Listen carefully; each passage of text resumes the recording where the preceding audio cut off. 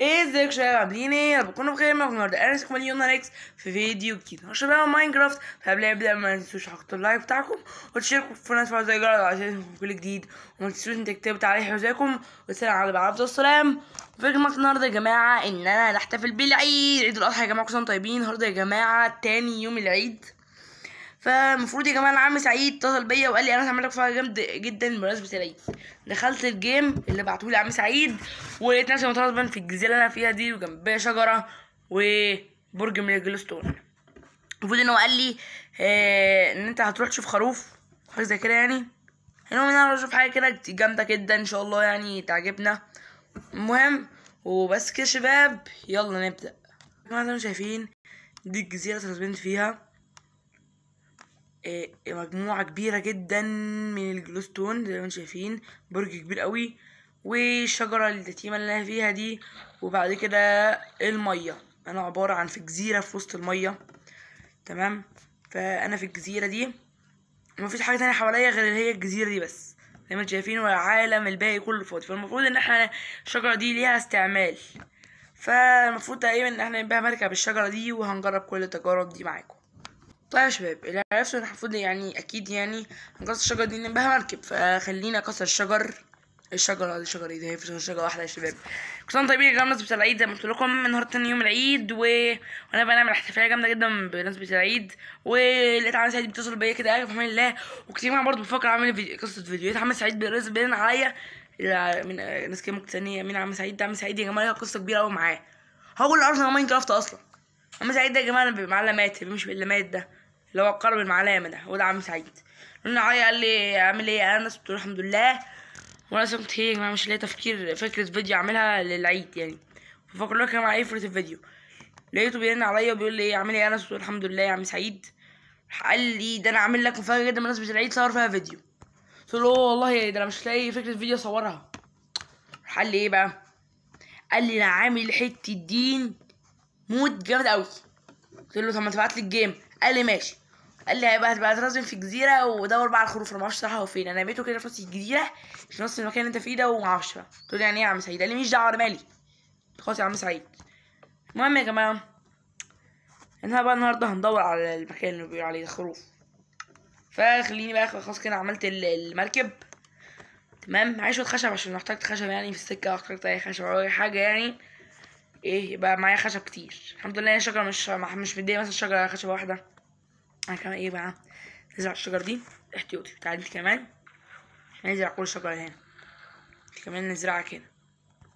لا لو يعني ربنا نزل وجيت قسما بالله ما تبقوش زرعتوا مش هعمل فيكوا حاجه، عشان العيد بس وايام مفترجه. هيا يا جماعه نروح بقى ونشوف رحلتنا الاسطوريه في الميه.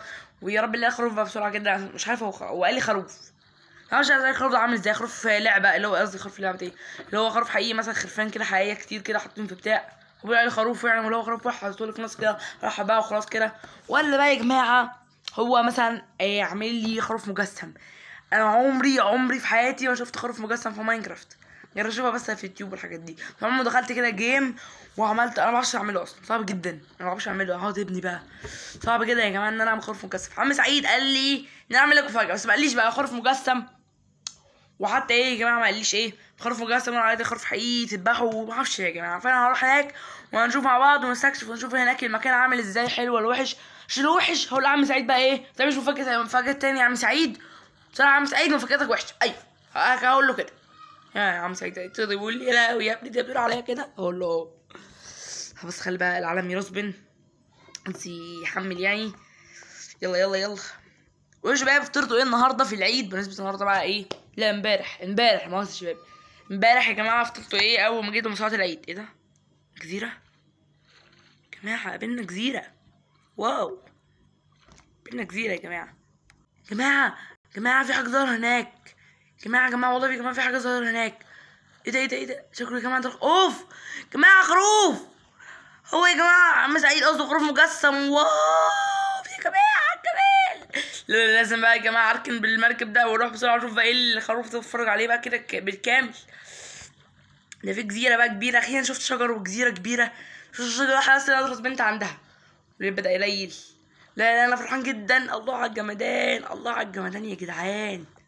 لا لا ثانية واحدة كده، ننزل كسر المركب ده. تعالى بس معايا يا مركب، انت ما تصطنيش، ما توصلكش معايا. يلا مركب مش هتتكسر يا جماعة، ايه ده؟ خلص يا عم المركب. ايوه يلا بينا يا جماعة نطلع بقى ونتفرج ونشوف الجمال، نشوف الجمال والطعامة والشياكة والأناقة. الله الله على الجمال، الله على الجمال يا شباب. رجل الخروف ده في باب، ده في باب، ده في حاجات جامدة يا شباب. خليني بسرعة كده اشوف وش الخروف يا جماعة عامل ازاي. زي ما شايفين يا جماعة ده الخروف اللي عم سعيد عملهولي. زي ما شايفين يا جماعة ده الخروف اللي عم سعيد عملهولي.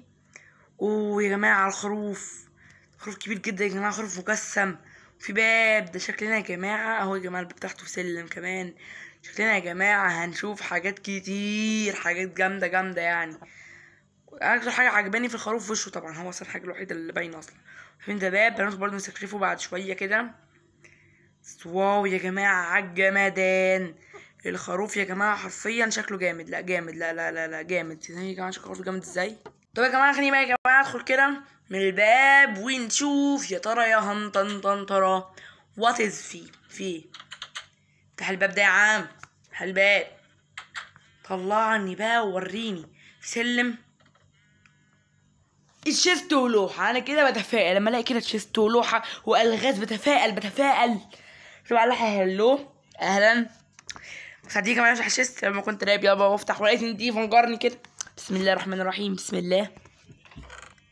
ليفر، كده اكيد في لغز، نعم في ليفر بقى، في بيبان اكيد مخفي وحاجات كتير كده.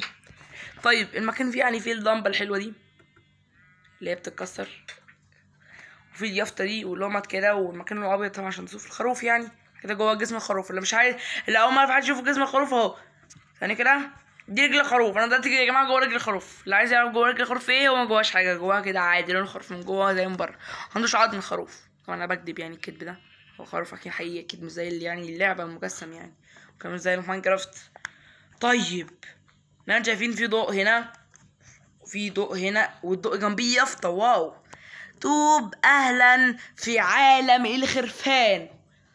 الله على الجمال، اهلا في عالم الخرفان. خلينا يا جماعه نشوف ايه بقى اللي في عالم الخرفان ده، ونشوف ونتفرج ونشوف. خلينا فينا يافطه عايز اقراها برضو. مكتوب ايه في اليافطه؟ اختار باب من البيبان دي. اتوقع يا جماعه ان هي دي البيبان اللي قدامي، 3 بيبان دول، وتقريبا الليفر ده هفتح بيه البيبان. في باب 1 وباب 2 وباب 3. خليني ابدا بباب 1 عشان بحس ان انا بتفائل بباب 1. شوف ليه. فتحنا الباب زي ما انتم شايفين، في هنا واحده جلوستون وارض وحيطه اللي هي تمام. الحيطه دي بتدخل على المكان التاني اتوقع يعني. خليني ممكن يكون في حاجه تحت هنا، يا بس اقعد هنا عشان مقعش. طيب مفيش حاجه يا جماعه. تحتها في صوفه تانية، اتوقع ممكن يكون في الصوفه دي تحتها حاجه مثلا. مفيهاش حاجه يا جماعه، تحتها صوفه تاني وبعد كده هننزل بقى على الارض خلاص يعني. اتوقع ان مفيش حاجه كده تاني خالص غير هي الصوفتين دول كده. اتوقع مفيش حاجه في الاوضه دي. هي يا جماعه خطوات تانية ونشوف. ما خلينا ندخل بقى الباب التاني، وخليني افتحه بالليفر. طبعا انا حطيت الليفر هنا، حطيته هنا الليفر كده هيفتح الباب ده. مش عارف الباب ده دلوقتي تمام، فاحطه هنا عادي يفتح الباب الاول. انا كده كده اصلا شايف الباب الاول، شفته يعني. طيب في فرق زي ما شايفين، الجلوستون دي نازله هنا شويه، نازله شويه. الجلوستون هناك زي ما شايفين كده يا شباب كانت مرفوعه لفوق قوي، في دي نازله. فاتوقع ممكن ده لغز يكون هنا في حاجه. خليني افتح، خليني اكسر البلوك دي، مش الجلوستون، عايز اكسر اللي بتاعتي. ايوه تحت برضه يا جماعه مفيش حاجه، عباره عن بلوكه. طب ما اكسر هنا مثلا في حاجه. لا انا وقعت البلوك فوق. طيب عادي عادي. انا كان عاوز خرفان كتير اوي، مش عارف الخرفان دي منين. الخروف جوه خرفان ولا ايه؟ ممكن يكون باب تالت هو ده المفاجأة جوه خرفان. عشان نضحي بقى ونعمل اضحية العيد. طب بسرعة خليني اطلع.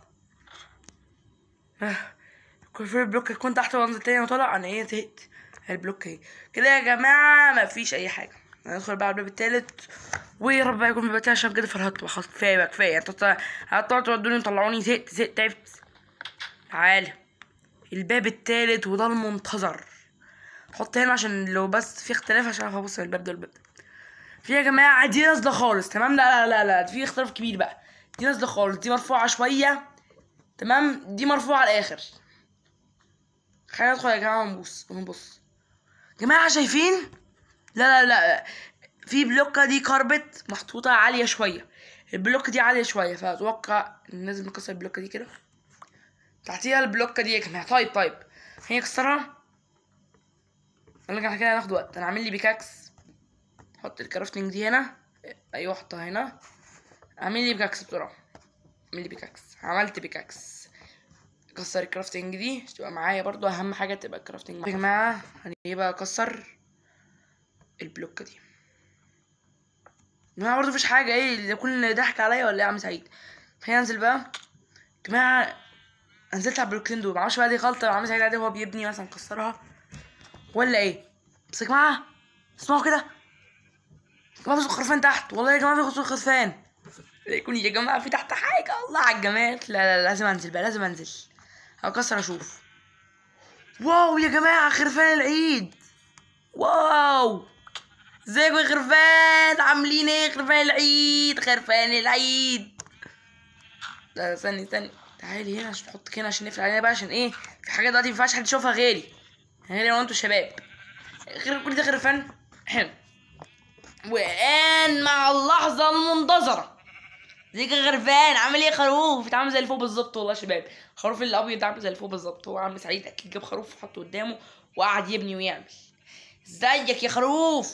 تعالوا بقى، محدش يسالني بعمل كده ليه، بس تعالوا يلا تعالوا. ده انا هقتلكم كلكم النهارده. يا انا يا انتوا النهارده. انا هخلص المزرعه دي. مش عم سعيد قال لي مفاجاه بقى، هديه اكيد دي هديه ليا، فلازم ده سلاح يتكسر. والله لازم اكسر ايديا. المهم ان انا مش هسيبكم النهارده، ولازم كلكم النهارده كل تيجوا في بقي. تعالوا لي. هو كسر ازاي شايل بكسر ايه؟ ما كسرتش بيه غير البتاعه دي اللي هي البلوكه والكرافتنج بس، وبعد كده قعدت في الخرفان. تعالوا والله لازم اكسر بايديا واخلص كلكم النهارده. يا انا يا انت تعالوا. لا انا محتاج اعمل سيف، عشان كده الاخر انا محتاج اعمل سيف بسرعه. حط الكرافتنج دي هنا. اعمل لي سيف. تعالوا لي. ايوه بصوا ضربه واحده بالضرب، هم ضربتين بس مش عارف التاني ده اتضرب من ضربه واحده ليه. تعالوا بقى. 19 لا، ده انا النهارده شكلي هجمع ستاك النهارده. تعالوا لي. يلا بينا. يلا تعالوا. تعالوا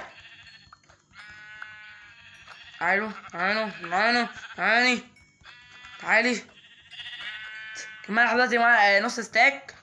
ف كده هنجمع بقى ستيك بقى ونطلع بقى نشويه يا جماعه. هعمل لي شوايه ونشوي بقى فيه بقى الخرفان دي كلها. انا خلصتها خلاص كلها اصلا. تعالوا لي بقى.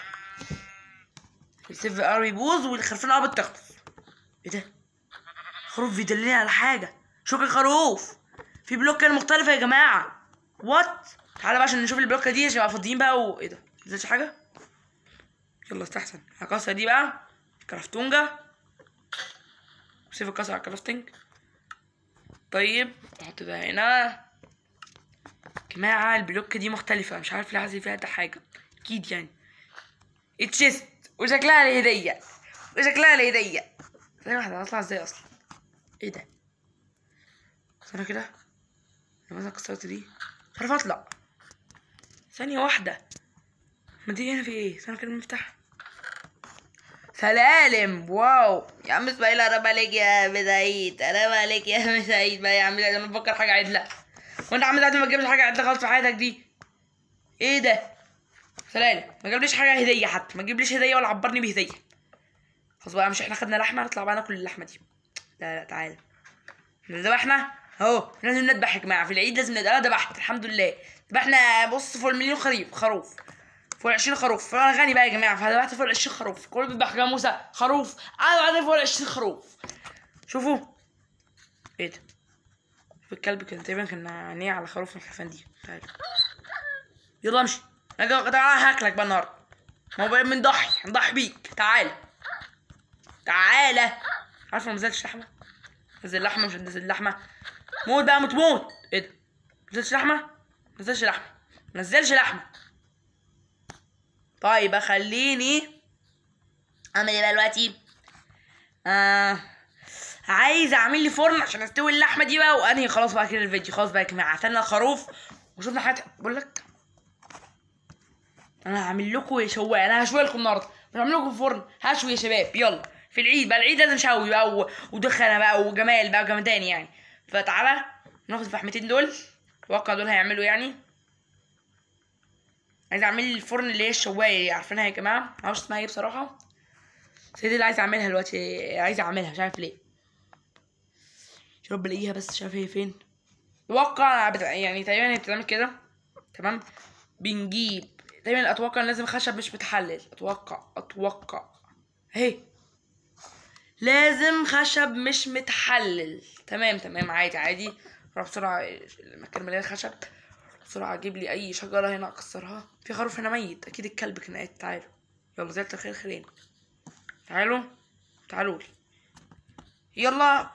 مين اكسر دون؟ حتى انا عايز 3 خشبات. تمام، انا هاخد 3 خشبات من الشجره الحلوه دي، دول هيكفوني وبس كده، مش زياده خالص، ما هيكفوني وخلاص هيخلصوا اصلا. تعال يلا بقى بسرعه كده اروح هناك واشويهم. يا بصوا يا جماعه تعمل ازاي. اتوقع يعني ان احنا بنجيب العصيان دي، نحط واحده هنا وواحده هنا. تمام، هي كده.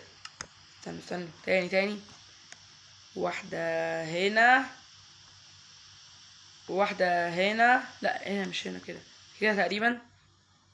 تمام، ونجيب ال3 هما خشبتين. استنوا في خشبه ناقصه جماعه. مش انا يا جماعه كسرت خشبتين، 3 خشبات قصدي. اهي تعال ما تجيش معايا ليه يا شباب؟ خليني اعيد كل الكرافتنج اللي عملته ده تاني. دايما اتمطر اهو، شكلها مش هنشوي النهارده. اهي انا الاقيها من هنا وعاملاها خلاص بقى عشان ننجز. اهي هي بتعمل كده يا جماعه، احفظوها بقى. عشان كنت هعملها كده بس لقيت نفسي هعطل وهاخر، فقلت لا احنا فاضيين حوارنا وقت، مفيش وقت. حطها هنا بقى كده. الحمد لله ما طفتش من المطر. حط بقى اللحمه دي كده. بصوا يا جماعه، الله على اجواء الشوي يا جماعه. بقى لو عندنا نطلع فوق السطح كده، سلام. الله على السطح بقى ونقعد نشوي فوق السطح كده، متعه يا شباب. نكون وصلنا معايا الحلقه. اتمنى يكون عجبكم الفيديو. كل طبيعي يا شباب بمناسبه العيد وبس كده يا شباب. يلا يا لهوي كنت لسه. بس كده يا شباب، يلا سلام.